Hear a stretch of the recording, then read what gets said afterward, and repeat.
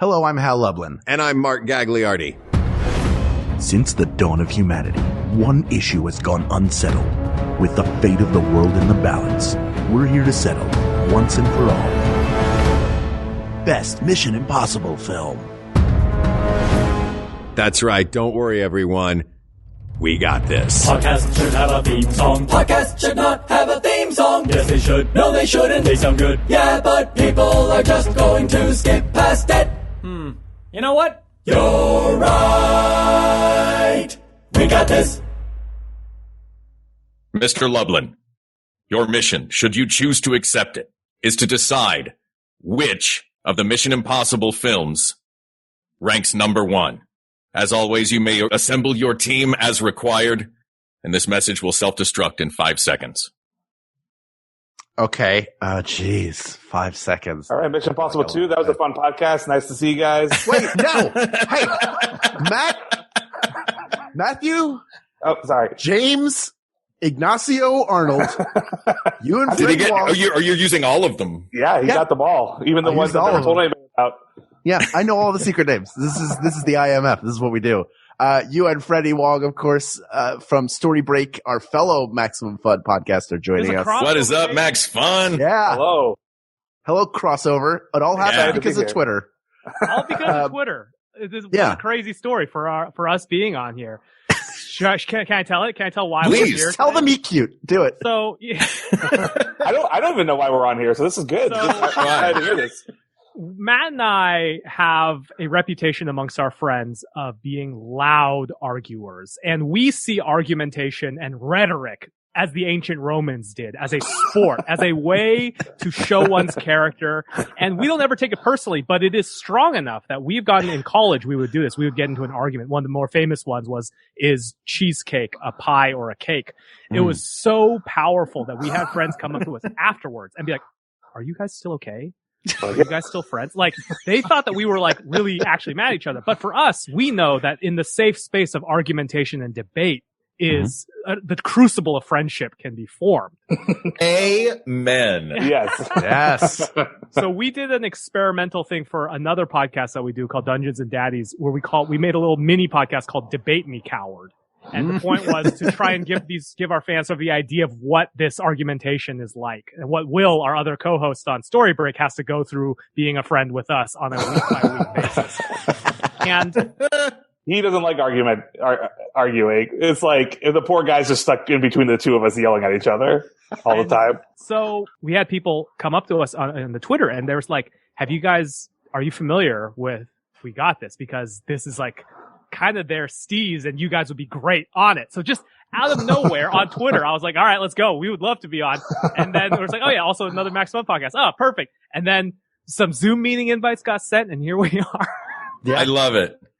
That whole thing does, though, feel like a warning that you're like, guys, there's going to be blood. I think what's good And if about it's this John one, Woo, there's going to be slow-mo blood. we have a lot of blood.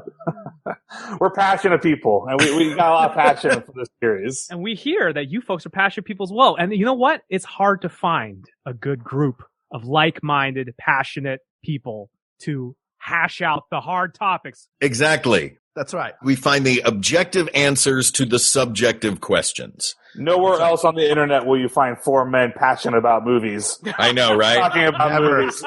Never. Podcast. I find it, but here we are. You know what? That's a good point. For our listeners, movies are, they have these places called theaters. You can go see them. They put the picture up on the screen. They did. People aren't talking about it. Not anywhere.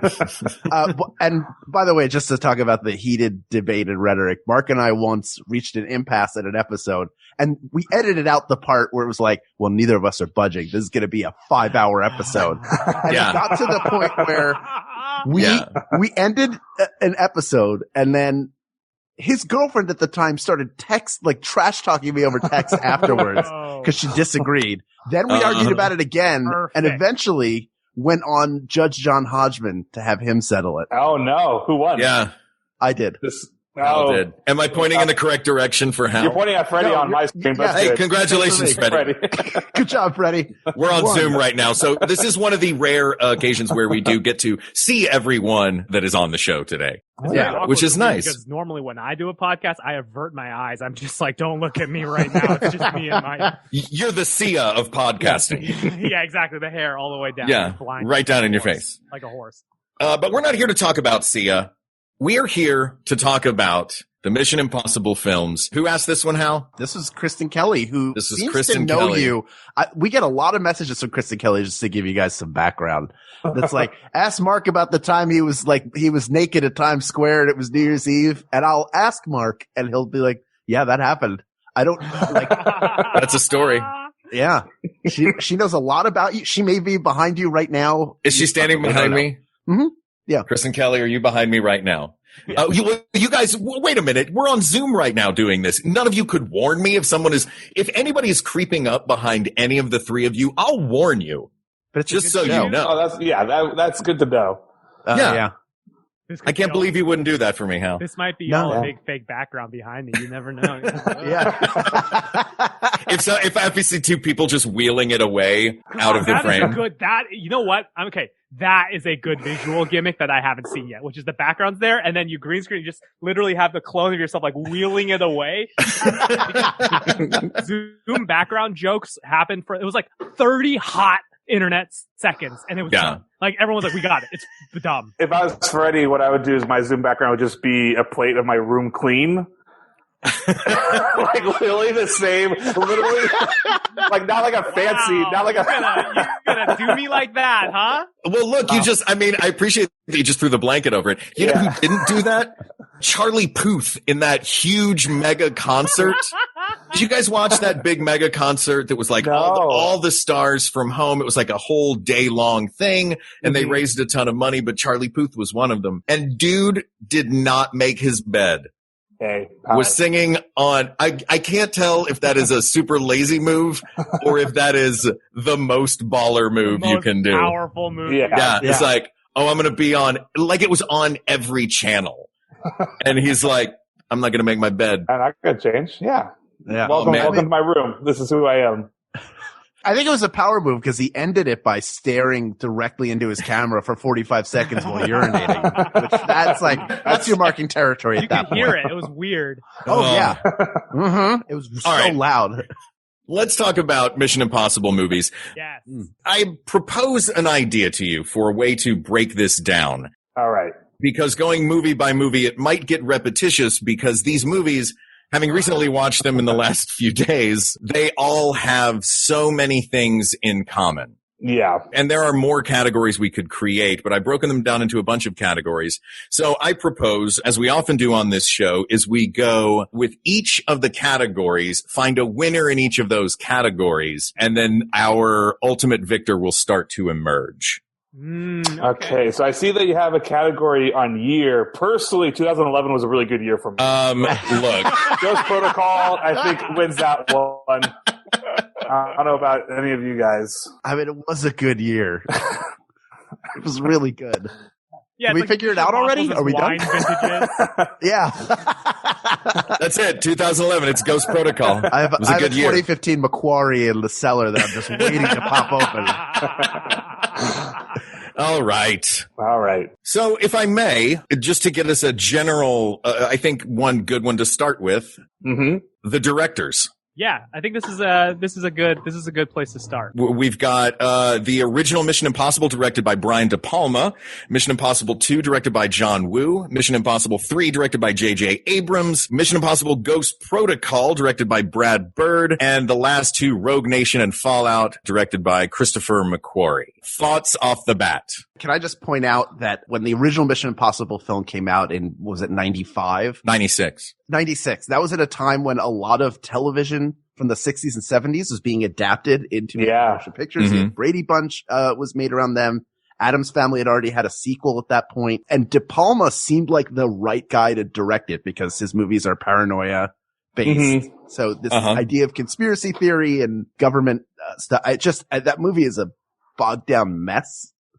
It's a wild movie. I'll say of all the movies, that's the one that would not be made today. Like, whatever you want to say about Woo's, like, John Woo's movie is definitely still in the vein of the Fast and the Furious, like the kind of over-the-top pulpy action.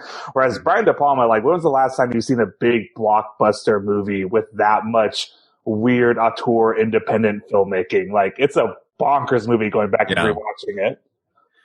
Well, he was the last of the 4 film school buddies to do a giant blockbuster like this. So, you know, you had Coppola, Lucas, Spielberg, and De Palma, and he was the last of that class. Yeah. That got to put his stamp on a thing. I actually really liked it. Yeah, in a weird way, it's ends up being the most unique out of all of them, because I think when you look back at them, and I think it's especially true of the Ghost Protocol and onwards from 2011 on, they have the Bourne Identity problem, where it's like, which one is that? Is that the one where he climbs the thing, or is that the one where he's on the right? Or which is it? Like, they start to blend a little bit, but like, you cannot mistake both Tom Cruise's hair in Mission Impossible 2 and also De Palma's direction in Mission Impossible 1. That's true. Yeah. Yep. He does a great job with it. And what he also does is set up all of the things that are coming. You know what I mean?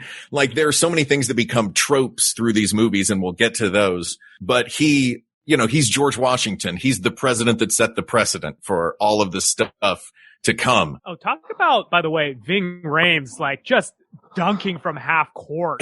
You know what I mean? Like, yeah, Luther. I get it. I get it. Tom Cruise is gonna be Ethan Hunt, blah, blah, blah. But like, it's been a Rhames party for they can't get rid of him. They can't get rid of him. It's been 24 years of Rhames. Yeah. And there was one movie that he wasn't in until one cameo at the end, and it was like, boo, where was he the whole time? That is like, that's got to go down with, like, I'm reminded by who was it? I have to look this up.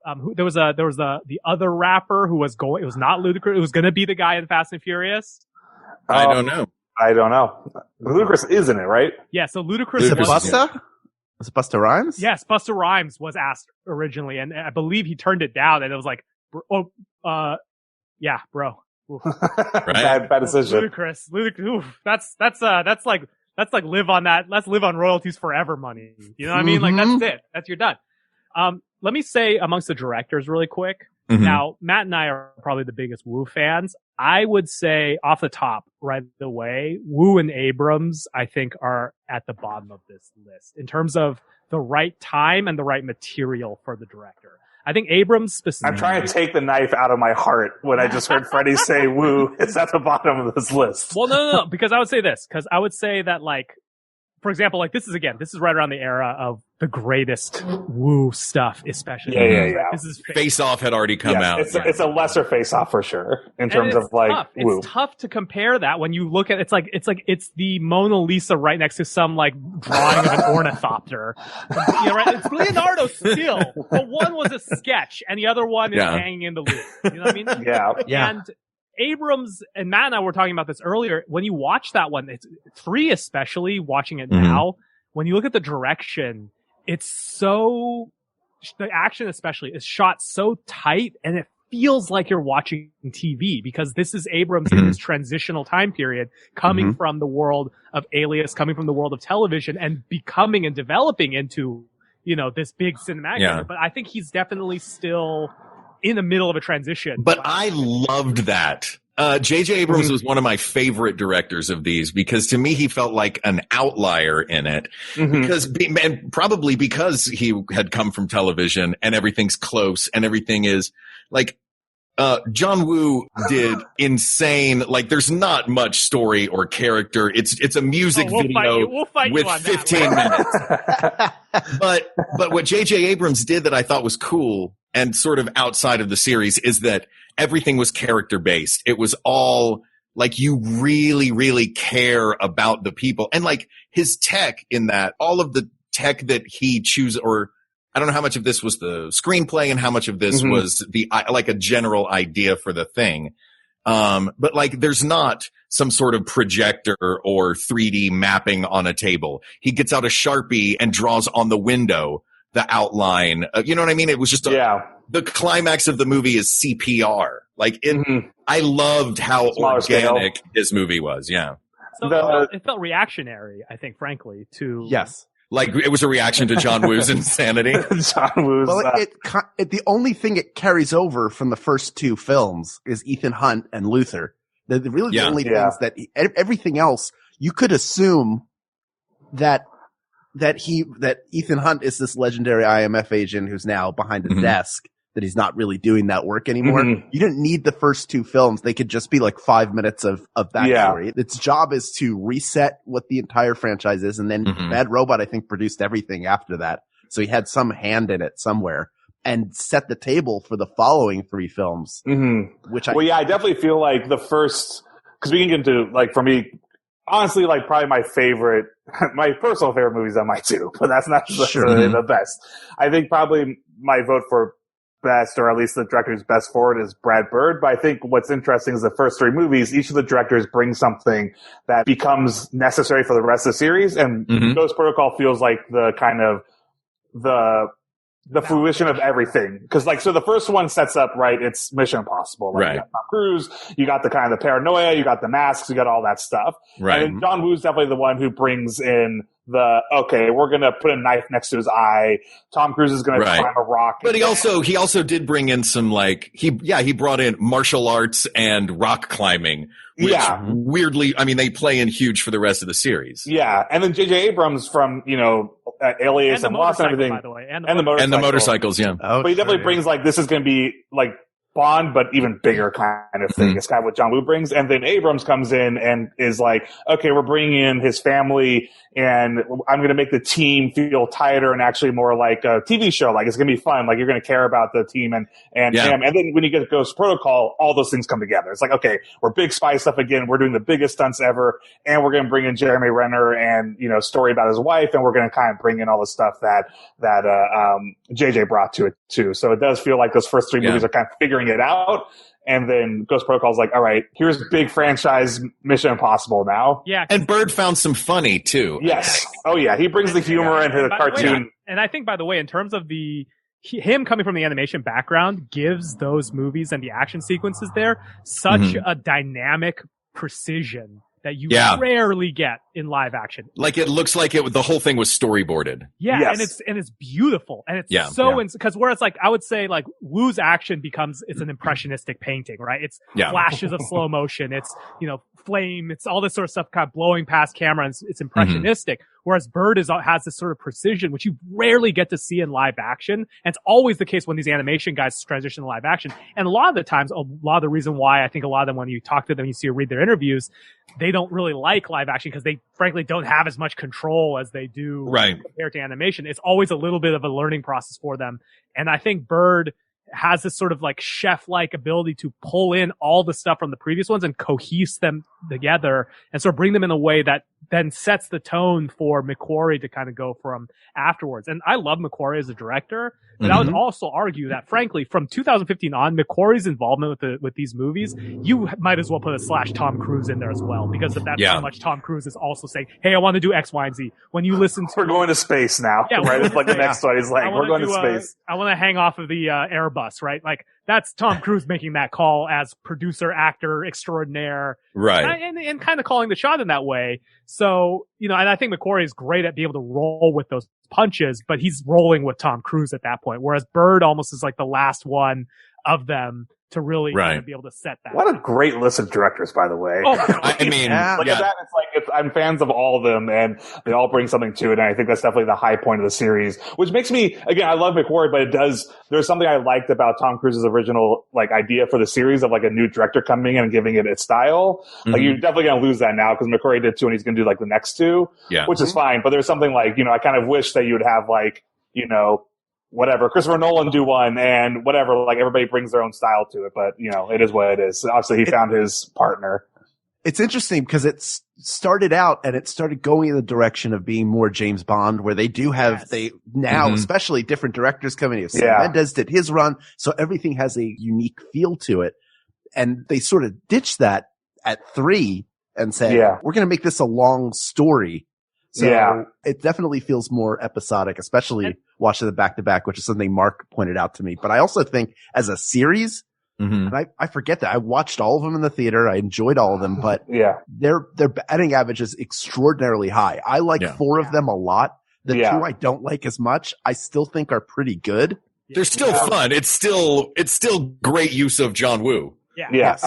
And I would say also one of the things that I appreciate with Mission Impossible over that is that, like, even the current slate of Bond movies, if you had just some rando, right, layperson watch them, they would be hard pressed to be like, oh, this is this director's style at the end of watching, right? It's hard to pull Mendes style out from the Bond aesthetic.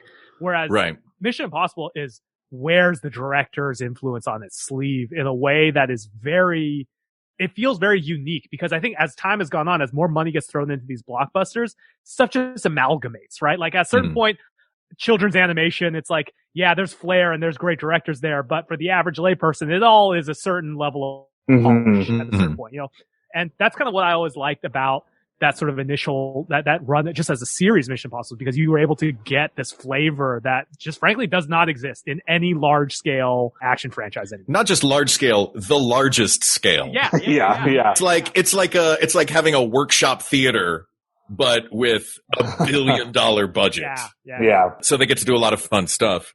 So what do we think coming out of this first category? You kind of sold me on Brad Bird. Yeah, if I was going to be like, I think it's kind of like, what's your taste? Like, to me personally, I think the version that Brad Bird does is my favorite tone of Mission Impossible. Like, I think he's not he's not comedic per se, but like, I like that everything's breaking. I like that the tools don't work. I like the kind of, and frankly, just the whole Dubai sequence to me is just the best directed sequence of all. It's pretty incredible. It's like that 45 minutes of just nonstop intercutting, and the stunts, like, it's one of the biggest stunts he does, but there's just as much direction with Simon Pegg and the humor going on in the small room as like he's outside on the building. Like, the movie's a little long to me, and like the back half isn't as good as like the front half. Like, for me, like, you can't beat the Dubai sequence, but man, I just love Brad Bird's style. Like, he's probably my favorite director for Mission Impossible personally.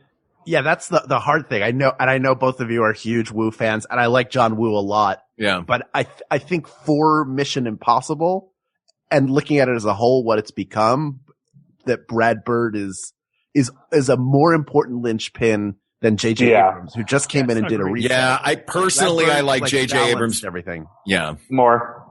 Yeah. I like Abrams's work, and I like what he did with it more, but it does feel like an outlier. Brad Bird, feels like he did the most important things for it. And by the way, I don't think really gets enough recognition, because it's one thing to come in as a director. It's another to be like, hey, take 3 directors worth of stuff and make that work. Right. I can't even imagine wrapping my head around that challenge right there. Yeah. Yeah. All right. Well, let's move on to the music. The music is always a big part of these movies. The original Mission Impossible, music by Danny Elfman. Mission Impossible 2, a little more electronic score by Hans Zimmer. And by the way, I want to point out, you're missing Limp Bizkit. Yes, thank you. As one of the music. I don't know why. It must be. Yeah, you must have forgot. A little bit. Yeah, I forgot. If we're going to do /Bizkit. Well, let's just have a separate category that's original song, and that MI2 wins that automatically. So MI2 is going to get 1 win. There you go. MI2 is going to get Limp Bizkit, by far the best original song of the 6 movies. Far and away. Oh, and the limpest biscuit of all of them. There's so many biscuits too firm in the other ones. This one is super limp. Well, look, I know we've determined the winner of this category, but I would like to give a shout out to what Michael Giacchino did in introducing a full-on orchestral, that's all that it is. There's no real electronica, big sections. Like, his score is a full-on orchestra playing music specific to every city that they go to in these movies. Giacchino's it's bias here for me, because Giacchino is maybe my favorite living composer, but also I think, in my opinion, like the best action composer. And I think it comes from both from video games, doing Medal of Honor, but like working with Pixar. He composes action scores. I mean, I love Zimmer. Like, I listen to The Rock and Crimson Tide soundtrack like my entire life. Yeah. But Giacchino scores action scenes almost like a Looney Tunes. Like, every single beat. Exactly. It doesn't feel like he just writes a theme and it kind of plays over. like he writes everything like a cartoon, and it's a natural progression from seeing his work in Incredibles and Ratatouille to suddenly in Mission Impossible 3 and 4. I love Giacchino. Yeah. I mean, and the combination of him and Brad Bird, which they had worked together for Pixar, like that's a fun sort of, Spielberg and Williams kind of thing. Yeah. So Elfman does good work in the first movie. I don't think I remember the score of the other ones. Like, not that they're bad. It's just a very subtle. Right. Elfman is, like, especially now going back to the first one, distinctive on one, which is almost goofy. Like, I almost was laughing and stuff. I'm like, wait, I don't remember it being like this goofy. And it's not that it's goofy, it's more in line with the original television series. Yeah. Mm-hmm. Right. While you mentioned the original television series, there's one thing that I love about these movies, with the exception of Mission Impossible 2, because it was the only one that didn't do this, is they put like half-second clips from the movie as the opening title sequence. Yes. Yeah. Like, as if it is a television show that has already had, like, the old Mission Impossible show, which I think is, I was like, are these just clips for, like, it makes it feel like an episodic television show, which I think is really cool. I mean, Mission Impossible 2 was too busy wowing you with Tom Cruise climbing come on. Anyways. Free soloing. Just as a quick note, like and then the other two, obviously, you have Joe Kramer and Lauren Balfe. Yeah. Balfe is an interesting one, just because he's from kind of the Hans Zimmer school, and for those, we have some friends who are like, film composers, and USC, where Matt and I met, has a big like film composing program. It is interesting because from the Zimmer school, a lot of times secretly, when you see a score by Hans Zimmer, there's a good chance that he's gotten help from people who eventually then become the like Harry Gregson Williamses of the world and those sort of composers. He's got like a big studio. He has a big old studio. Everyone kind of chips in. There's a tone, there's a sound, there's a brand around Zimmer. So in a way, Balfe kind of represents sort of that Zimmer-esque kind of sound that comes into it, and and also comes in with a bit of video game experience as well. So I just think that, and I believe Kramer was just McQuarrie bringing him from Reacher specifically because, and then also Way of the Gun. But I think to me, those ones they're taking their cue off of what the template that Giacchino set. Yeah.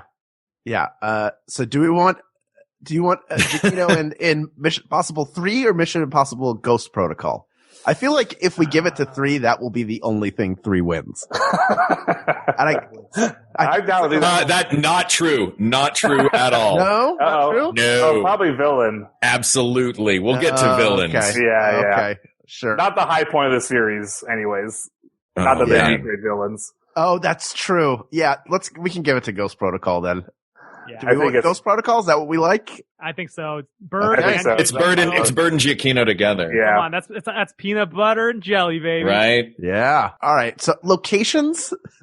That's just like this. So this show goes all over the world. It's a globe-trotting show. It's a globe-trotting show. Sure. Here are the cities that they visited in each one. In the original, it was Prague and London, mostly, with a little bit of Washington, D.C. John Woo's version, most of the movie is set in Sydney and the Outback, with a great sequence in Seville. J.J. Abrams' movie is Rome, specifically the Vatican, Berlin, but you never really see it as Berlin. It's just kind of like a nondescript place. And then climax is in Shanghai. In Ghost Protocol, they go everywhere. Budapest, Moscow, Dubai, Mumbai, San Francisco, and then finally the denouement in Seattle. Always cracks me up in that movie because I'm from Seattle originally, and I'm like, what the hell are you guys doing?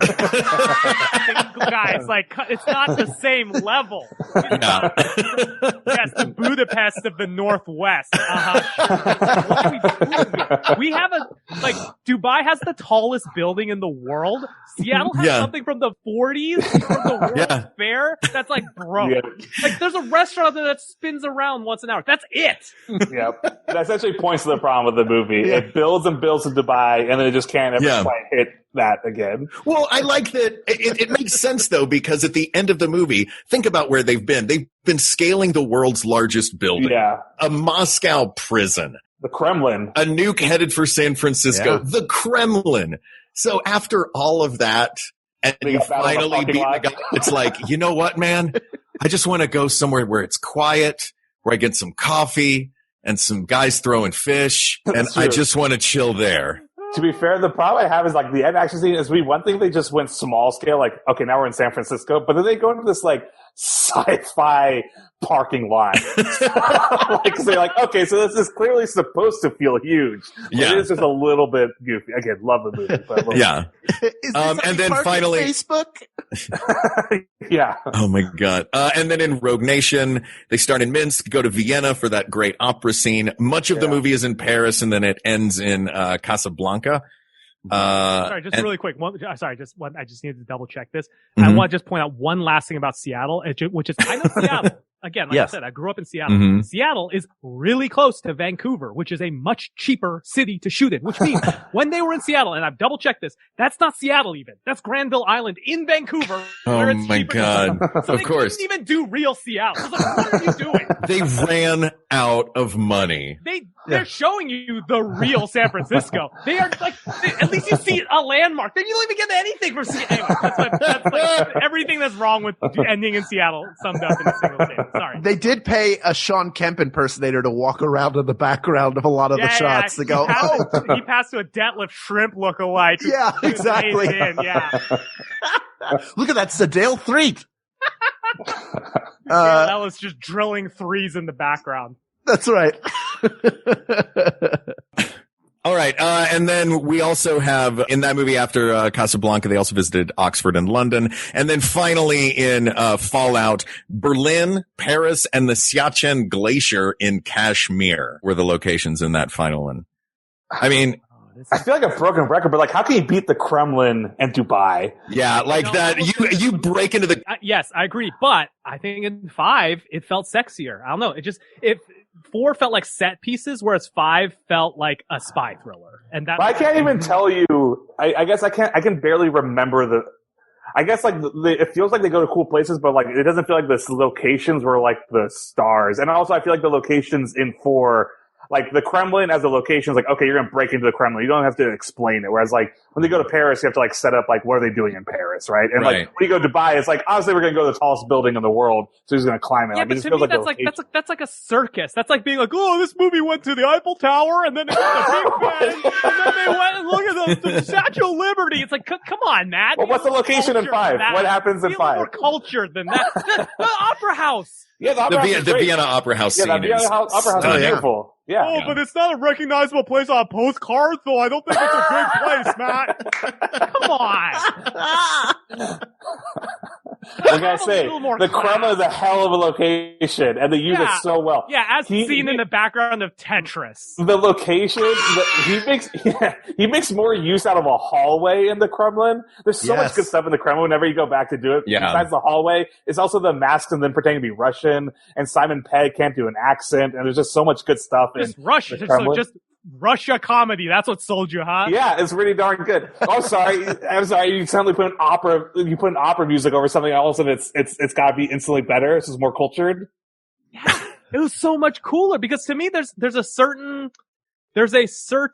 like, here's what it is. There's a certain like obviousness. And I'm not saying that Mission Impossible is doing this compared to other movies, but Mhm. it's a certain level of just like, I get it. You're in Dubai. You're doing the biggest building, of course, because you're in Dubai, right? Right. Whereas it's so much harder to get like the feeling of Eastern Europe, right? The feeling of France. Which they do for Budapest at the beginning of that, I think, beautifully. Yeah, Budapest I in agree, 5 a I lot agree. more. I was about to say, it's like, are you saying you've never seen a spy movie that takes place in like a theater or an opera house before? It's like the most common location in the world. Just because if you want to do a spy movie, you just like every single one's like the snipers on the Eiffel Tower and you gotta do these obvious landmarks. To me, it's like, I don't know, it just feels a little gauche. What can I say? You know, when you go to The an actual opera or- location of the Eiffel Tower. Yeah. Yeah. Every time you go to an opera or a live theater show, the audience is 80% spies. Yeah. They're not all Yeah. interacting. There are like 20 different missions going on. Yeah, do not get a seat in a box. And the show backstage, way more entertaining than what's on stage a lot of the time. Because they're all trying to kill each other back there, too. Frankly, I just wish more movies. No, Fred, I do wish there was more landmarks. I want the next one to be at the Eiffel Tower. That's what I pay for. I want the Great Wall of China. Yeah. I want the Eiffel Tower. I want, like, famous locations. That's what I want. I'm with you, man. Give me famous locations. I want give me famous locations. trying to hold up the Leaning Tower of Pisa and people take pictures. Yeah, exactly. And then you see a quick shot of it going on someone's Instagram and it gets a bunch of likes, and then like, oh, we're gonna have to disavow. Freddie's like, the best disaster movies, I love it when a tidal wave like wipes out my basement and like takes out a movie theater. I don't want to see New York get taken out. Don't you get going, this disaster movies are different because the spectacle of a disaster movie is about blowing up well-known locations, whereas the spectacle of a spy movie is not to visit a bunch of tourist spots, man. Yes, he breaks into the Kremlin and climbs the tallest building in the world. Literally, those two sentences are the most exciting sentences of the entire series. So, and then he ends up getting some fish and chips in the middle of Vancouver in Seattle. Yeah. E4 doesn't get it because of it could not stick the landing. Like, okay, it's Father's Day. It's Father's Day, and I go to my dad. He's like, "Hey, want to watch Mission Impossible?" He goes, "Which one?" I got two options for you. I got one where he breaks into the Kremlin and climbs the world's tallest building, and one where he goes see opera. Well, what is he gonna watch? Just like in gymnastics in the Olympics, Matt, if you don't stick the landing, the whole thing doesn't count and you lose points. That's fair. all right, gentlemen, Okay, if I may. To your corner. referee. To your corners. Holy cow. I'm glad you gave us that warning at the beginning. Mark, don't you feel better about the time we got angry deciding best pretzel shape? And we wound up with pretzel rods out of spite. Is that what the debate was about? That it was a pretzel. Yeah. And he wanted to eliminate the Philly soft pretzel, and I'm from Philadelphia. Oh, that wasn't happening. That's cruel. It's very so Hal eliminated pretzel shape from best pretzel shape. It's dumb. The rod is great. You bite it in half this way, and it becomes a little spoon for your Hal, I think you're describing what happens when betas fight. We just witnessed what happens when alphas fight. Look at my belly. Let me show it to you. Look at this belly. It's full of pretzel rods. So I'm going to say it's Ghost Protocol. Budapest, Moscow, Dubai, Mumbai. Yeah, climb the world's tallest building and blow up the Kremlin. Stop by Vancouver. And show up in Granville Island, a weird touristy part of Vancouver with 2 breweries and nothing else. I will cast my vote for 5, and nothing will change my mind. What does the Supreme Court do? You're going to write the I write the dissent. Yeah, you're going to write the dissenting opinion after all this. Are you going to wear your dissent collar? Oh, absolutely. I'm going to order my wig. I'm going to get on this. All right. Let's move on to best team. You've got the original team, which is the OG team at the beginning of the movie that De Palma kills off in the first half hour, which is brilliant, leading to the whole story. You've also got Claire Phelps and Luther on the team. Krieger as well, but he turns out to be a villain, so I put him in that column. Second movie, you got Naya, Luther again. Oh yeah, Claire turns out to be a villain too, I guess. Yep. I guess, him and Luther. Pretty much everybody becomes villain. It's pretty much just him and Luther. Yeah, everybody's a villain in that one. As soon as Kristen Scott Thomas and Emilio Estevez get killed, you're like, what am I even doing here? Yeah, it's insane. And then part 3, you've got Jen and Declan along with Luther. Mm-hmm. You've got the crazy, sorry, I skipped over. You've got the crazy Aussie in part 2, the crazy Aussie pilot. Yes. William Bad, call me Billy. It's William Bad. Billy's fine. And then in Ghost Protocol, you've got Jane and Benji and Brant, the introduction of Brant. Then in Rogue Nation, Ilsa appears for the first time. Alec Baldwin's CIA agent Hunley, and Benji is back. And then in Fallout, you've got Ilsa again, Luther, Benji, and the newest addition to the team, Superman, Henry Cavill. You reading those kind of points out to me, and again, it's not even a flaw of the series, but honestly, I don't know who any of those people are until you say the actor's name. That's fair. Like the character names, I'm just like, oh yeah, the Mission Impossible characters, All right. And but I understand them now. It's just, I think it points to like how the movies feel like Tom Cruise and his famous friends doing stuff more than like necessarily like human characters. Yeah, I would say Luther is the only one of the teams that has the most name recognition, just because of just sheer repetition. This is an interesting list because in each I can make argument right away. What stands out to me is like 1 is the introduction of Luther, 4 the introduction of Benji, and then 5 the introduction of Ilsa, who then become these beloved sort of, right? Like, I mean, Rebecca Ferguson is like the star to me. Like, she's incredible in 5. And honestly, I'm not the biggest fan of her in 6. Like, I don't like what they do with her as much in 6. So, like, it's tough. Like, the team in 5 is really fun because there's a lot of the same team in 4. But, like, her, like, the addition of her is just, like, something the team needed, I think. I agree. And I think that she is the one that is going to carry this category for Rogue Nation. I want to give a little bit of. I want to give some love to Paula Patton as Jane. I did not like Paula Patton's Jane. She was great. Who is this? She was the one in 4 who joined the team. Whose lover had been killed. Yeah, she's pretty good. I like her. For some reason, it's just that scene specifically.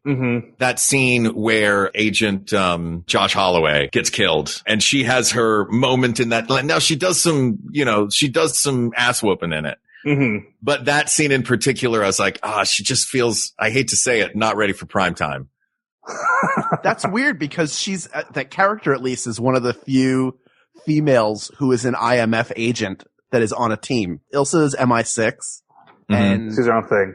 But Ilsa, when she shows up, you're like, okay, Ilsa is definitely the match to Ethan Hunt. Yeah, I guess that's what it is. Maybe I'm just so used to seeing everybody chew so much scenery in it, and then a realistic portrayal appears on screen, and I do not recognize. I don't think you can overstate how incredible an acting performance it is from Rebecca Ferguson to be on screen with Tom Cruise, and you take your eye away from Tom Cruise, and she commands the screen. His movie, yes, like movies into his series. Like Tom Cruise is whatever you say about it, like he is the movie star every time he's on screen. Like, oh yeah, this guy's like one of the greatest movie stars of all time. The fact that in 5, the very beginning, he just does like a smile to the bookstore clerk, and you're like, literally that single smile, I'm like, that man's a movie star. That guy, that little smile there has more charisma in that frame than like entire movies. Tom Cruise is made of charisma, and he's excellent in all of these movies. Yeah, but yeah, she's amazing. I just love, honestly, that's probably one of the high points of the movies as it goes on. I mean, I love, Dubai to me is like the most fun team sequence. Because I love Simon Pegg in that sequence and everything, but like, yeah, I mean, I like Isla, I don't even know her name, Rebecca Ferguson Ilsa so much that my vote's probably 5. Yeah, and I think that Benji gets kind of reduced to he starts off like super fun, but I think as time goes on, he kind of becomes the default comic relief. Let's just throw it to him kind of thing. So he's kind of like, oh, he's the tech guy and like. I think Simon Pegg is great in that role, but I also am like, how many times at this point in movies have we seen like the tech guy who's complaining about you messing with his gadgets? Like, which I thought was great. I thought it was great that they put him on the team, that he's a field agent. Yeah. When he becomes a field agent in 4. Because he's introduced in 3, but he's basically Q. They were setting up to be Q. Exactly. And in 4, he's a blast. The whole dynamic with him and Tom Cruise is just, that scene in the Kremlin with the two of them is like comic genius. And Alec Baldwin coming in 5 too is great. Like, yeah, he's good in that role. I think he's really fun, and he just whispers everything that he says, as always. Which is just Alec Baldwin actively whispering. Right, because in 3, they're pulling in Morpheus, right, Lawrence Fishburne, for a similar kind of thing. And it's like, yeah, I think there's just something about the overall framing of 3 that just felt like these guest stars felt like TV guest stars, whereas there's a weight, I think, in terms of the direction in the later movies with supporting actors on the team roles that I think just has a different flavor to it. Also, when Lawrence Fishburne shows up, I want him to whoop ass. Like, I want him to kick butt. Yeah. Like, Alec Baldwin shows up, I'm like, yeah, you're a bureaucrat, you're good at your job. Like, I'm not expecting, I don't want you to kick ass. You weren't in the Matrix. Lawrence Fishburne comes in, I'm like, you gotta put him in this movie, he's gotta kick some butt. That's also what I have with him in John Wick. I'm like, come on, give him a gun. Do something. Put down the bird and pick up a gun already. Yeah, that's awesome. That's true.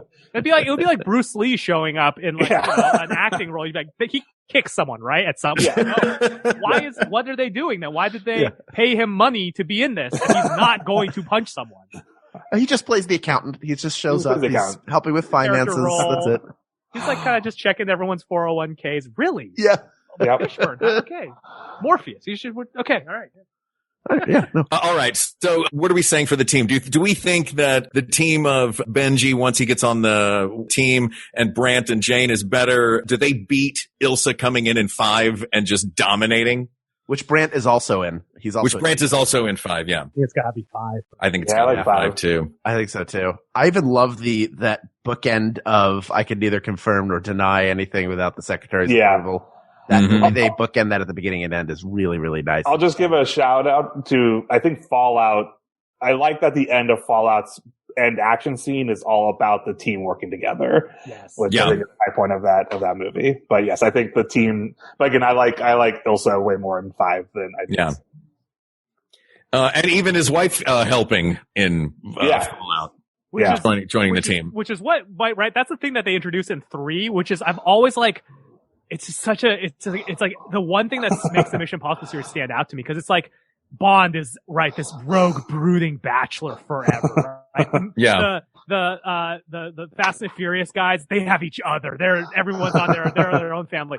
And that's like, and Tom Cruise, and then like Ethan Hunt, married man. You're like, it's weird. Did not expect.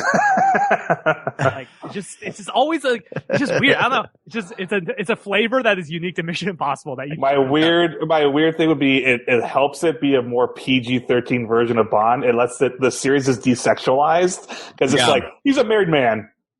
Yeah. He's not, this isn't Bond. He's not going to have sex on the mission. Bond is going to have like dirty, mean sex with. Meanwhile, John Woo's just going to be a little bit naughty and put some boobs in your face in a bathtub. Yes. A very unsexy scene. Yeah. Very awkward. We're just talking about this, where it's like, it's weird because the sexiest scene in that movie is the cars. The cars make love on the cliffside. And that's, by the way, sexier than most actual movie sex scenes. So it's like, he managed to do something with cars. We're restraining ourselves so much to not just make this an entire podcast about analyzing John Woo, because as we were watching it, we were just doing Discord, and I was like, I realized that John Woo's villains are all sexualized, from like Hard Target, where he's got a single reloading rifle that he acts, it's very clearly a metaphor for his dick, and Face Off, literally, once he becomes a villain, he becomes sexualized and he has sex with his wife again. And then in this movie, it's the same thing. It's like the villain in Mission Impossible 2 is like the mirror to John Woo and to Ethan Hunt, not as well as Face Off, as the same thing. And again, he talks about having sex with Thandie Newton's character the whole time, and Ethan Hunt's just this like celibate monk of a character. Like a very Catholic thing that John Woo does. Anyways. Well, you threw it beautifully to our next category, which is the villains. And this is, I think this one's pretty easy, but I will read them all. Yeah. Mission Impossible, the original, you've got Phelps. Phelps is played by John Voight, turns out to be bad. Krieger, what's his name? Come on, movie guys. Renault, Jean Renault. And Claire, Phelps' wife, they turned, and Max as well, Vanessa Redgrave's. She's not really the bad guy. She's just, the money person behind the bad guys. But she is wonderful, just scenery chewing. And then you've got, in Mission Impossible 2, you've got sort of anti Ethan Hunt in Ambrose. And then in Mission Impossible 3, you have the sadistic Davian, as played by Philip Seymour Hoffman. Also, what's his name? The Musgrave, the government bureaucrat who turns out to be the bad guy. Mm-hmm. And then in Ghost Protocol, you've got Cobalt and the assassin, the blonde assassin, Moreau. And then in the last two movies, Rogue Nation and Fallout, you've got Lane is the villain and his group, the Syndicate, which is a great villain name. Just the Syndicate. Well, the Syndicate, Lane, and then Lane. The Syndicate very much feels like, hey, we're all a bunch of bad guys. Who wants to do the logo? All right. Logo. What do you think? The Syndicate, the crew. It's like, come on, guys. The Syndicate really couldn't come up with anything else. This is me and Matt on Xbox trying to come up with a clan name. Call of Duty. The first thing we come up with, the Syndicate. The Syndicate. All the villains in the first one, they don't really count because you just know them as bad guys, or you know them as good guys through most of the movie, and then they flip, right? Mark. What? Mark. Do we need to march through all these movies when Davian is so clearly better than every single than every other thing? This is one of Philip Seymour Hoffman's best roles. Yeah. He is memorable. Right. Again, I don't remember what he does as a villain, but I don't even know what his thing is. His performance is so good. It's just money. He's an arms dealer. That's it. Yeah. It's the weakest point of the series, which it's also to the point of the series that doesn't really matter what the plots are half the time. It's kind of just they're doing spy shit. It's fine. Whatever it is. But I will say Ambrose is not a good villain, but maybe this gets into MacGuffin. I do think the actual villain idea for MI2 is one of the only ones I can actually remember after watching the movie, because it makes sense. It actually works pretty well. But he himself is not great. One thing that Ambrose did, and this goes into a little bit into the tech as well, but Ambrose introduced that the villains can have the masks as well. Yeah. Baby. And also the voice changer. That was one cool thing that Wu did in Mission Impossible 2 was added a voice changer so that if you're in the mask, you can talk, but there's no question. No, you're about to change my mind now. Cause I'm like, you know what though? Ambrose freaking throws down. All the other villains are like hiding and Wilson Roberts sits on a plane and complains and talks. Ambrose gets on a motorcycle and charges 100 miles per hour in Ethan Hunt. So I will say that what Ambrose does have is he actually fights. Yeah, that's true. Philip Seymour Hoffman, Davian fights at the end. I mean, he has to implant a chip in his brain first. Look, man, I don't think there's any question. No, there's no question. But I had to try. That scene. Ambrose is the only one who threw himself on the motorcycle and they clashed in the midair because of the motorcycles, and no one else can say that. Lane That's can't true. say that. That's true. Lane was in a straitjacket and he almost drowned. That's the best he can do, huh, Lane? Well, I don't know. Lane gets caught in a hotel room, and whoever was the guy in 4 gets falls off a parking structure. Yeah, he jumps off a parking structure. Yes.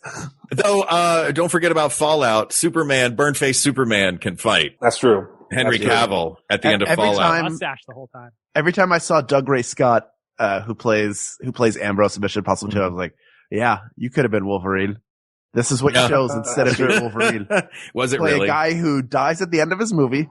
Oof, terrible idea. Versus it was like nobody talked it, like his agent was like, look, I don't know what comic books are. I've never even picked up one of them. I know you buy them in drugstores. You should do the Mission Impossible movie. But I do know 60s television. Yeah. There's no way he kept his agent after that. There's just no way. There's no way on earth. Can I say to the people of the world, listen or watch that clip, if you can find it, of Davian when he is on the plane, or not, is it before the plane or on the plane? I think it's on the plane, the famous scene where he's talking. Oh yeah, where he says, you know what's going to happen. Yeah. Like the thing that he knows, it's fascinating to me to watch a villain who knows that he's dealing with people who have guns and he has an army and a fighter jet drone. Like he's like, guys, you know he's like, there's no question in his mind, and his calculated delivery of that monologue it's one of the best villain monologues I've ever seen in a movie in its pure, like David Mamet Atlantic Theater simplicity.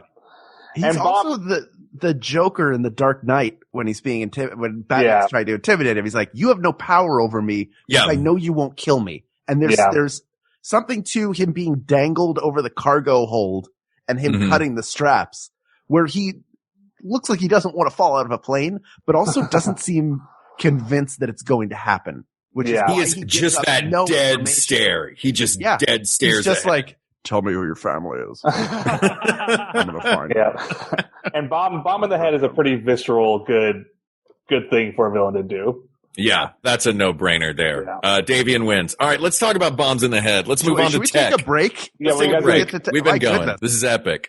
Yeah. We're going to take a quick break. We're going to hear from some of the other podcasts on the Maximum Fun Network, including maybe Story Break that you should be checking out.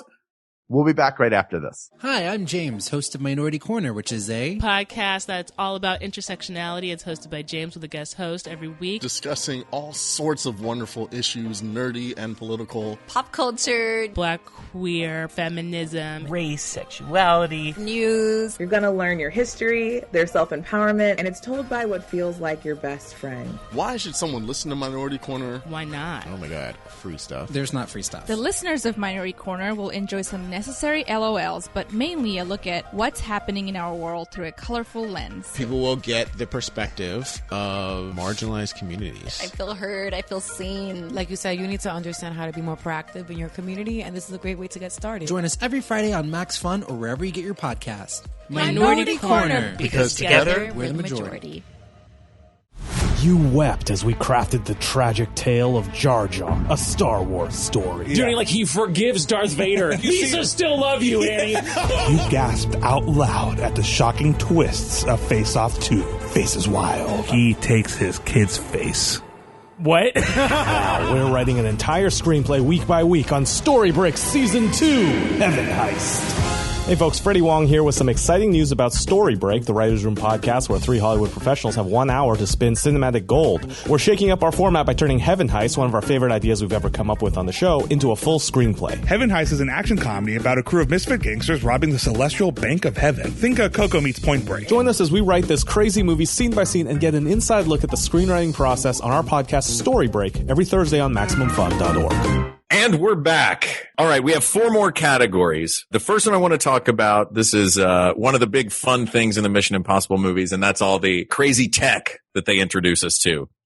So I'll try to go through this quickly. In the first Mission Impossible, they introduce ultra somehow realistic masks on people, exploding gum, red light, green light that you pinch together, and of course their version of the internet. Huge in 96. Huge. Yeah.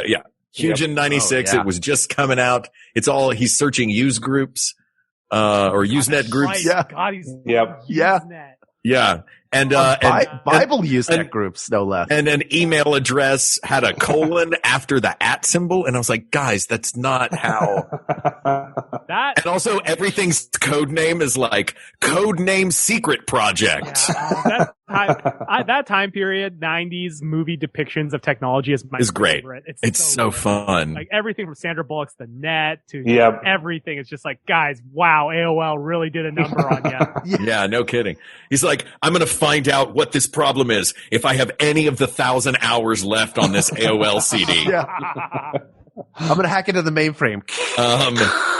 All right. Then Mission Impossible 2, as we mentioned before, introduces that villains have the masks too, and now there's a voice changer. Mission Impossible 3 introduces the exploding. Mission Impossible 2 also introduced the idea of automobiles with only 2 wheels. They're called motorcycles. Oh, yes, that's true. And I know they existed beforehand, but they weren't ever really used correctly until Tom Cruise got on them in Mission Impossible 2. That's true. Good point. Part 3 introduced the exploding brain chip, which becomes a major plot point. And then Ghost Protocol introduces the invisibility screen, which is super cool. And the new 3D mask printer. Also, it's like his magnet climbing to get on the side of the building. Magnet gloves. The magnet gloves that blue means glue, red means dead. Such a good scene. And then Rogue Nation introduced the Kremlin gate sensors, is just one little bit of it.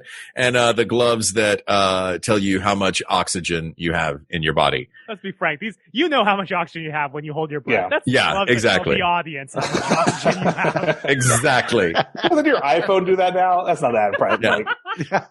And then, of course, Mission Impossible Fallout has the ability to recreate the entirety of CNN, including Wolf Blitzer's face and a portable face scanner. Am I missing any of the big ones? I feel like the big ones in this are which movie used the masks the best? And the exploding brain chip is pretty cool, but MI2, the invisibility screen is great. MI2, if we're going to say masks, MI2 definitely has the best mask because it's the only one that has the double mask where it's the bad guy's mask. It's Ethan Hunt's mask over the bad guy's mask for that final moment at the end there when he tricks the bad guy. It's the best mask reveal. It's Ethan Hunt using the mask on someone else, which is just random flunky. Yes. To this day, one of the best build-ups where you're like, oh my, it is. I do think that sequence is in the same way 3 starts with that bang where you're like, whoa, like I can't believe they're actually doing this. 2 has that moment you're like, whoa, did he not lose that fight? Oh, they just shot. Like I remember when I first saw that being like, just like, oh no, Tom Cruise is dead. And then when Limp Bizkit comes and he's throwing around the slow-mo track up and he rips off the mask and it's still Ethan Hunt, that was one of the formula movie experiences for me at a young age. Also, the movie starts with Ethan Hunt killing a guy. And then you realize somebody else is using Ethan Hunt's face. Is also a very good reveal of the mask. Yeah, there's a lot of cool tech. The invisibility screen, I do want to talk about that. I mean, that's one of the great. That's maybe the greatest sequence. It's like it's so good. The idea that if you want to Wile E. Coyote a hallway, you can actually do it as long as the camera knows where the viewer's eyes are on the other side of the screen and adjust the projection accordingly. So so totally cool. One of the weirdest things, one of the weirdest filmmaking challenges maybe ever, which was that doesn't work in real life if if you have binaural vision, right? Because you can see, like, you would see it as a flat screen. So when they made this movie for 3D, They were like, okay, how do we show what should be flat? Because we're in 3D now, this should have no depth, but we have to also tell the story that this should look like. So what did they ultimately do? I believe, if I remember correctly, seeing in 3D, they just treat it as if it's a 3D hole. Yeah. Okay. But it's one of those weird ones where you're like, wait, technically, shouldn't this be not that? And anyway, it's just one of those weird. Some VFX supervisor sitting there was just like, what are we supposed to do here? It's also somebody's mind got blown. It's just the directing of that sequence is so incredible because I feel like if there was like a wired like YouTube video trying to explain that technology to somebody, they wouldn't understand it. And the film just so elegantly introduces this idea of face tracking camera that like can change the image so that when the guy walks, it still looks invisible. Like it does this so flawlessly that the whole, like they don't even have like an exposition scene to explain it. They just so effortlessly just visually show how this thing works. And it's a Rube Goldberg. Yeah. It's beautifully done. I do want to add one that I forgot in Ghost Protocol at the beginning in Budapest. That's where they introduced the Terminator eye, where you have a scleral lens that can scan faces and get information. Previously, it was just a thing in your eye that meant you had the brain chip and it would explode you. Yep. Brain chip's definitely up there, though. It doesn't seem like something new. Like they put a bomb in your head. Yeah, it's the same thing in 4. Yeah. In 4, you can instantly say the like 3 gadgets, and you can remember the scenes exactly how they play out. You're like, it's the integration of it. It's the integration. Let's give it up for the exploding gum, though, because that like rocked my mind as a kid. Yeah. For the longest time, anytime I saw gum that had like 2 colors on it, I was like, no way. Like this could be the one. Like it's a good gadget. It's just a very simple visceral. Frankly, it's an all-timer gadget because it's just the right blend of like this sort of Cold War, probably feels like it could be real type of stuff. Whereas the masks, like as the movies go on, bonkers. Like you're just like, this is ridiculous. Even by the time they reuse it in the later movies, it's almost like I remember the audience I was in was like kind of chuckled at it because of just how ridiculous it was. But you're not into Well, they made it a joke for Benji too that he just wants a mask. He spends 3 movies wanting to put on a mask. Yeah. Yeah, so it becomes this sort of thing, and then as time goes on, it just gets crazier and crazier. But like exploding gum is still the one that's just like the realistic Cold War-esque gadget that feels like it could be a thing, and it feels like was inspired by a real thing. Yeah, it's a good gadget. Yep, shout out to that. It's pretty incredible, and that it's got a catchphrase that goes with it. Yeah, that's true. Yeah, red light, green light. Yep. But I think the winner here is, Ghost Protocol with the invisibility screen, the magnetic gloves, the contact lens, everything. All right. So let's move on now to the MacGuffin, the thing they are all chasing. This seems like another pretty easy one. The first movie, you have the knock list, the list of all the agents. The second movie, you have Bellerophon, the antidote or the antiviral, to the virus chimera. The third movie, you have the rabbit's foot, which I don't even remember what it is. No. Something that they just called the rabbit's foot that doesn't matter. But I love in Fallout in Rogue Nation that Ilsa picks up a key on a rabbit's foot keychain, which I thought was cool. In Mission Impossible Ghost Protocol, launch codes, it's the nuclear launch codes, a classic, Rogue Nation, some syndicate info on a USB, who cares, whatever. And then Mission Impossible Fallout, it's 3 nuclear balls full of plutonium, but it's just these 3 big silver balls. Like, they literally, by the 6th movie, were just like, just give 3 silver balls that everybody's chasing. Like, these really don't matter, I think with the exception, as you said before, of Bellerophon. Yeah, I'm going to put my foot on. Bellerophon. It's not only that, is that the MacGuffin becomes her character. Like, it's not like it is, in order to save her, they have to get it. So it's not just like a random object. Like, once she injects herself, it becomes, like, she becomes like you're invested on a character level in the story as opposed to like the launch codes or whatever it is. So I'm a fan of, that the Mission Impossible 2 is written by the guy who wrote Chinatown. Robert Towne. I had no idea that he also wrote Mission Impossible 2. Yep, was often the greatest screenplay of all time. Also wrote Mission Impossible 2. It's one of those things where it's like when you watch it, you can kind of tell there's just not quite a connect between that script and John Woo, but what I think is that's what's kind of brilliant about it. Yeah, well, we've already all agreed it's the best one. We're talking about the second best here. Sure. I mean, because also, by the way, Bellerophon allows you to have the most intense, like, I will find you again, right? Like, just straight out of Last of the Mohicans style, diving out. Like, Ethan has never been that passionate in any other movie except for that moment when he's like trying to get out of this building and he's shooting with his 2 guns and he's got to jump out base jump. Like, that's so good. Peak cinema. It's so good. Well, in the final, not just peak Mission Impossible, peak cinema. Peak cinema. Yeah. I will. Oh, absolutely peak cinema, because it's like they are able to have this intense conversation while like the stunt guys in the background are having this gunfight. He can't get both of them out. The look on Tom Cruise's face when she's like, "Can't get both of us out." He's like, "I can't." It feels so intense. That emotion of that moment is just so over the top. The simplicity of, because basically the MacGuffin category is kind of the plot category. Yeah. It's that they at one point in the movie they even say it's just that simple, and he goes, "Yeah, it's just that simple." And also, by the way, I know at the time we were all these cynical, like, oh, isn't it funny that the villain in Mission Impossible 2 is he wants stock options? Take a look around the world and you tell me who the villains are. And you tell me that idea of some corporate guy manipulating stuff and getting to get money in corporate, you tell me that's outlandish then. It's like, that's because we were naive back in the day. Hey man, the guy wrote Chinatown. He's a smart dude. Yeah. The knock list to me is the close second though. The knock list is it's a cool, that's again, a cool Cold War-esque thing. We're like, ooh, what does that even mean? And it turns out that is a real, acronym that the CIA uses. And of course that leads to the top, maybe one of the top memorable sequences of the whole thing, which is just, him in the server room and all that. Which is pretty incredible. Yeah. All right. So it's clearly Bellerophon for that catery. Yes? By the way, the villain in that film, in Mission Impossible 2 is basically Martin Shkreli.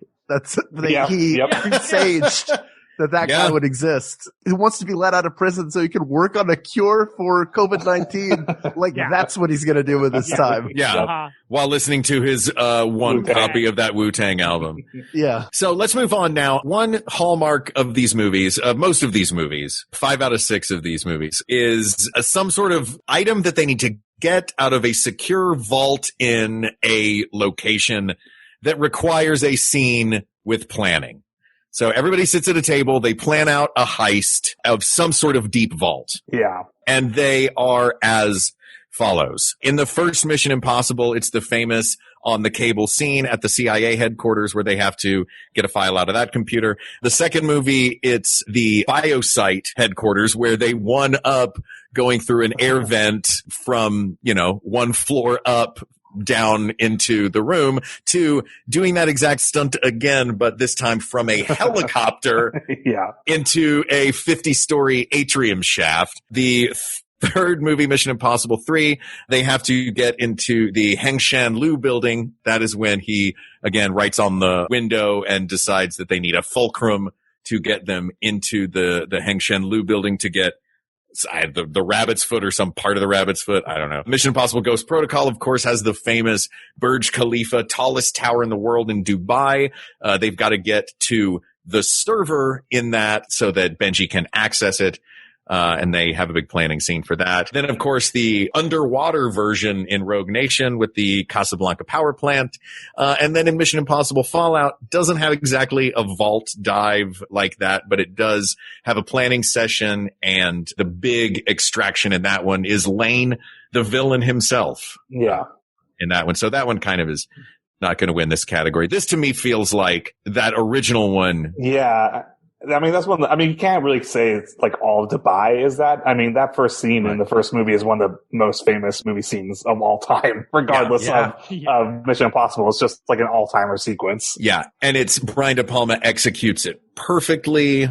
The silence, the drop of sweat. I still remember seeing that scene in theaters. I still remember stunning. The audience, and I still remember the audience reaction. I remember gasps when he catches the sweat drop. Oh, it's so good. And I remember just being like, really kind of almost like as a kid, like looking around being like, no other movie has like done something. Like I've never seen, at that point I had never seen an audience so in the palm of a movie's hand like that. Yeah. Had done, which is like, it really blew my mind as a kid, as a burgeoning film fan.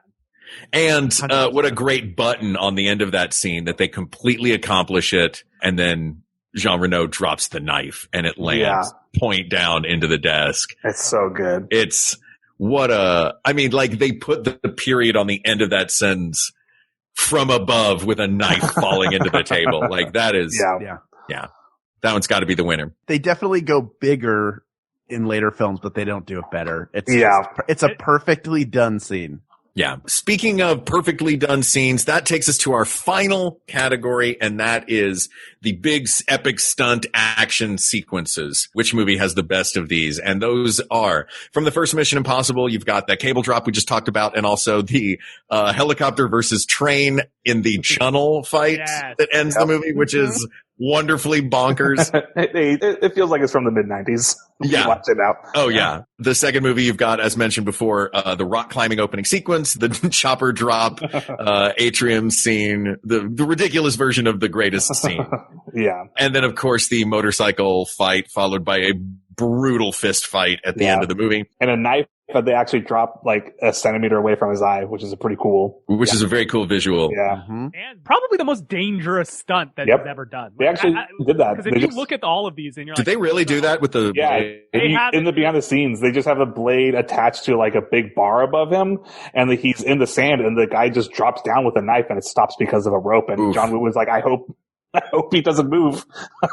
God bless. Like when you look at even anyway, I'll let you finish the rest of it. I think that is the most dangerous stunt probably out of all of these. And then in Mission Impossible 3, you've got that incredible helicopters through a wind farm chase at the beginning. You've also got the bridge, Philip Seymour Hoffman, hey, I have a fighter jet scene. And that movie has one thing that has become a staple of these films is the villain, after they make an escape midway through the movie, waving from a helicopter at Ethan as he stares in disbelief. Ghost Protocol, you of course have the bombing of the Kremlin, that amazing climb up the tallest building in the world, the Burj Khalifa in Dubai, and the somewhat anticlimactic after that Dubai climb robot parking garage fight.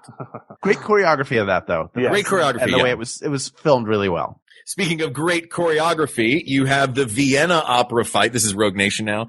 The beautifully executed Vienna opera fight. Yeah. A great motorcycle race, that underwater dive into the Casablanca power plant. And then finally in Fallout, you have the helicopter fight, the climactic helicopter fight at the end that almost looks like Star Wars.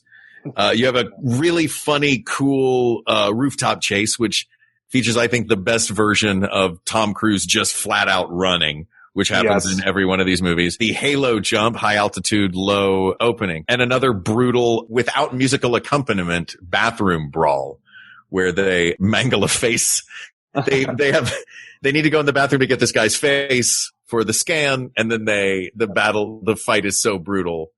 And you forgot the face. You forgot the biggest stunt from 5, probably, which is the opening. On the outside of the airplane. Thank you. The outside of the airplane. Yes. Yeah, at the opening ride. of 5. Yeah. One of the biggest stunts ever for him, right? Yeah. So I will say this about 2. 1. So first and foremost, you don't have any of Tom Cruise getting his rocks off as a guy doing stunts without 2, right? So 2 is the beginning of all of that. That's him rock climbing at the beginning and a little bit of not quite, really free soloing, but there's definitely sequences where there's a net and he could get hurt. Right. A lot of these later on, I love the Burj Khalifa sequence. As far as like danger to Tom Cruise, low on the list because they have him rigged up and they're painting out all the cables. Do we need to look at it through that lens though of how difficult was it? I mean, I will say this. But it's probably harder to. I mean, you're right that he's not going to be hurt, but in terms of like a stunt, right? A stunt isn't measured by how likely the person is to die. No, but I will say this.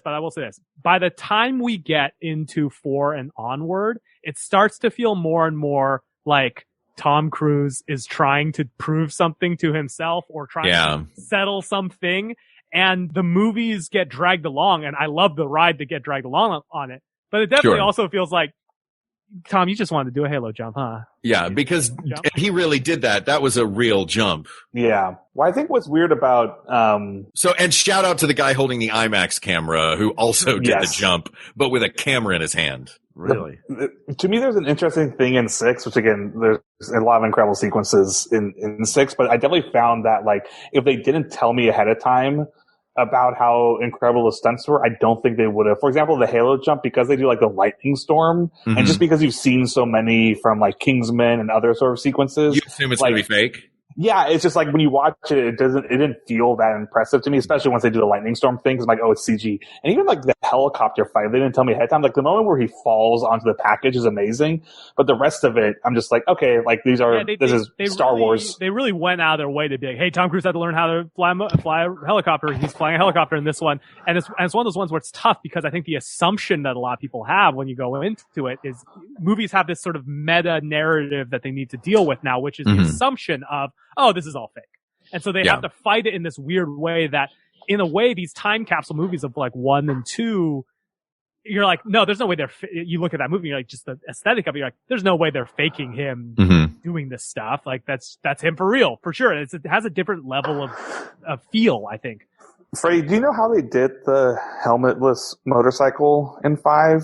So I believe the helmetless motorcycle was a mix of head replacement, and there are sequences where I think it is just him. He learned the line, like they're doing a racing line, and Tom Cruise is a world-class race car driver / motorcycle operator. The story goes they were doing some movie, and like I think it was like the Ferrari Days of Thunder, and it was like an F1 team was doing practice laps, and he was like, oh, let me get on the F1 car. And they're like, yeah, sure, Tom Cruise, go ahead, get in the F1 car. One of the hardest vehicles to drive in the world, because the way those cars work is you have to be going fast in the corners for the downforce to give you grip, and most human beings will chicken out. There's a great Top Gear episode where Richard Hammond tries it, and he just cannot make it through a turn because it's so scary. And this is a guy who drives the car for a living. Tom Cruise clocked a lap in that F1 car so fast that they were like, if you quit and just trained to be an F1 driver, you could be a world-class F1 driver today. Like, he is that, like, tuned into motorsports and all that stuff. So he just learned the line and he just did it. Look, I'm going to be honest. A lot of this is news to me. Like, I did not know that he flew his own helicopter at the end. I just assumed, like you said. Yeah. My assumption is artifice when I see anything on screen now. Which is why, to me, I mean, honestly, still the most, and this is also probably because I'm afraid of heights, like, 4, when he goes, that shot of him coming out of the Burj Khalifa or whatever is still like the most, one of the most astonishing shots I've ever seen, like in a film. Like when he just, cause yes, he's tied up at that moment. The camera pivots around him as he goes off the edge, and you're just with him over that overhang. I was just like jaw on the floor, that entire sequence. Yeah. Still my favorite stuff, which is I probably like 5. The airplane sequence in 5 is probably my close second, because also he's just like on the plane. Like, it doesn't matter that he's strapped in. I'm just like, yeah, he's on the outside of a plane. This is crazy to watch. Yeah. I mean, you go to a movie theater and you're like, Tom Cruise is going to do some crazy stuff. And you sit down and you're like, all right. And you get your popcorn and the movie starts. And within 3 minutes, you're like, oh, Tom Cruise is doing some crazy stuff. Yeah. There is a bunch of really, I mean, like, right, that kind of comes to this, it speaks to this old sort of Keaton-esque look at cinema, right? The idea of cinema as spectacle. And, you know, I think that, you know, I have a lot of thoughts, obviously, on the visual effects side of things, having come from a visual effects background, and how, you know, I think it's all, to some extent, a magic trick, you know, and nowadays people are much savvier to magic tricks and the sort of ways that these things are done. There is a sort of old school respect that you get, an old school thrill you get from watching these movies, where you're like, oh, he's just really doing it. And it's tough. Yeah, I don't know. This one's tough for me because I think that there's a lot of stuff. There's a lot of points into me 4 just from the Burj Khalifa sequence alone. And I think, but also at the same time, I think, but at the same time, 5 has some of the more artfully done sequences. I don't know. Well, I think that the Vienna Opera fight to me, I think, is of all the fight scenes in the series, I think is the prettiest, most fun, most complex, interesting, and I love the location fight scene. Yeah, if you said best action, I think 5 is my favorite action, because both like I said before, and the motorcycle race, those 2 action sequences. I wrote stunts on this category, but what I meant was, I was kind of combining stunts and action sequences. This is action. So think of this category as action. Then I would give it to 5 in that case. Like 4, like, cause Dubai is my favorite sequence, but like that's as much like thrill and spy stuff. Like 5, the motorcycle chase and the Vienna Opera House fight are probably my favorite action sequences, you know, along with like the bathroom brawl. And well, I mean, let's be honest, again, literally the last 50 minutes of MI2 is nothing but John Woo masterclass action. But, you know, again, we'll just accept that it's not really Mission Impossible. It feels different. So we'll go. We're picking the second best movie. We're picking the second best movie. So does that mean are we all okay with Rogue Nation? I think that makes sense. I mean, you can pull good stuff out of each of them, but they all have great moments. I think that makes sense as a winner. I have a bonus. So that's all of our categories. And but before I tally it up, I do have like a little bonus category. Just going from memory. We don't have to go through a list for this. A hallmark of Mission Impossible is him receiving his mission instructions. Yes. And it's done differently in every film, sometimes multiple times. Do you have a favorite? I, in my mind, immediately have an absolute favorite. The best moment for me is the old payphone that doesn't blow up right away. It's such a fun bit. Wait, compared to rock climbing and a rocket goes to his foot and he's got Ray-Bans and then Limp Bizkit starts playing after his Ray-Bans blows up? I don't want Limp Bizkit playing. Where it wouldn't be a vacation as he throws his sunglasses with built-in headphones. I didn't even realize that you could have sunglasses with built-in headphones at the screen. I was not even expecting at the screen. Towards me as it explodes into the title sequence of a bomb going up. This is 2 by a long shot. There's no way you can not. 3, he sits there with a portable camera and just blows away into dust. That idea? That's it. Are you kidding me? The idea that he was wearing this on his head. No, the idea that in order to give him a mission, they blatantly fly a helicopter that everybody can see, shoot a missile at him. Right. And then the whole point is the discretion. And then open it up to reveal sunglasses that he then wears. It's so good. It's like 10 layers of like, what is going on? It is. That might have to win. I will say I love in 5. 4 is really good. The payphone. Yes. I love in 4 the payphone in 4 is great. I love with the introduction of the syndicate, that, Ethan is getting his message. And that's when they flip it on him and they say, and we know this because we are the syndicate. Oh, in Rogue Nation. Yeah. In Rogue Nation. Yeah. That's the record store. I like that one. In the record store. Yeah. Record store is a cool moment. See, because all of this stuff, though, the problem is at a certain point, it's making a riff on the thing that's already established. You have to establish it first. And the idea, again, of throwing sunglasses. You sold me. That is the fact that it takes a helicopter, a rocket. Real quick, being the dude who works with the IMF. You're in your suit and tie, right? And they're like, hey, we figured out where Ethan is. He's in the outback. You need to deliver a mission to him. It's like, Cool. Got a piece of paper or a letter? No. Don't change. The helicopter's spinning up right now. Just grab the rocket launcher we used to deliver the Ray-Bans with the message in them and just shoot it at his feet. Figure out where he is and shoot it at his feet. And the guy's like, all right. Hi, honey. How was your day at work? Well, on the outback, I guess. I got flown in. Ridiculous. So good. It's so good. Yeah, that one's pretty amazing. That can win the bonus category. I would conclude the scorekeeping round. I've already tallied these. And it's pretty clear who the winner is. It is not even close. The only movie before the bonus category that got more than one category win was Rogue Nation. And Mission Impossible 2, you'll be happy to hear, eked out, thanks to the bonus category, 2 wins with 4 total category wins. So coming in second. Yeah. Coming second is MI2. It's weird. It's weird. Oh, yeah. No, go. People of the world, you asked us a long time ago to pick the best Mission Impossible movie, and it took our new best friends, Freddie and Matt. Oh, thank you. To help us actually tackle this. But we use science. You cannot dispute science, people. And the scores tell us that the best movie is 2011's Mission Impossible Ghost Protocol, directed by Brad Bird, with music by Michael Giacchino, with an invisibility screen, a 3D printer, which is, I mean, blow my mind. Incredible tech. And the introduction of Jeremy Renner, who conveniently disappears for the 6th movie. Will he be back? Probably not. But there you go. Asked and answered in his Ghost Protocol. I know you've given me the evidence, but it's kind of like telling somebody who believes Elvis is still alive that Elvis is dead. I'm like, I know in my head it's MI4, but in my heart, it's 2. In your heart, it's 2. 2, because in no other one does he wear a leather coat so well. In no other one is he running and pulling off a face mask so well. In no other one does he have 2 guns, one in each hand, diving through as birds fly away from him on a motorcycle. Like, this is not even a question. The heart says 2. The mind, I admit, says 4. But what is the purpose of science if it gives us only wrong answers? If only we had added a category for most dubs.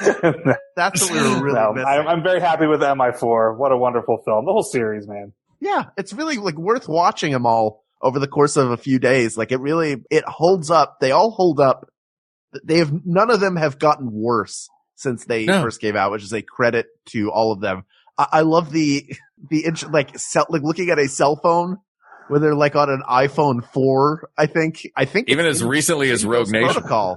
Yeah. And then like what a web page looks like in Mission Impossible 1 and 2. Like they're the Jules Verne's of the internet.